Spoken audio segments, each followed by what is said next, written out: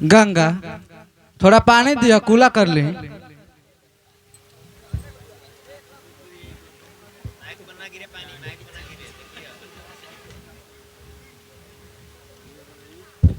ले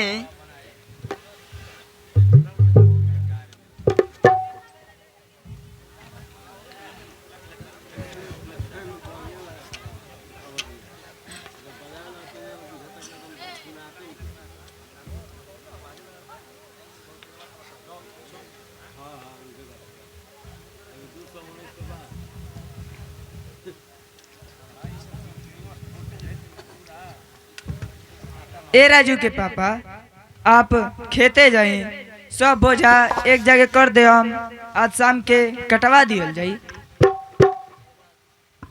ठीक बा गंगा, हम खेते जाते नहीं, सब बोझा एक जगह गान दे, आज सांझ के कटवा दियल जाई। ठीक बा।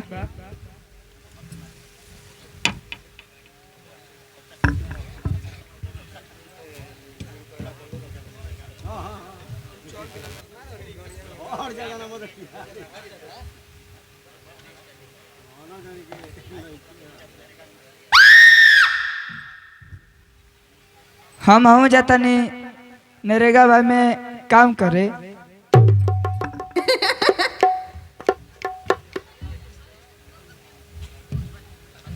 का हो गंगा देवी, इतना मेहनत का है?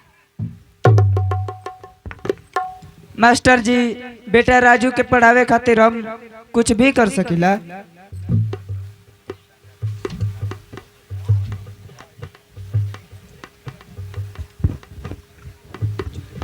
राजू बहुत होनहार बा, उ जैसे ही मैट्रिक पास करी ओकरा के शहर भेज दिया पढ़े के।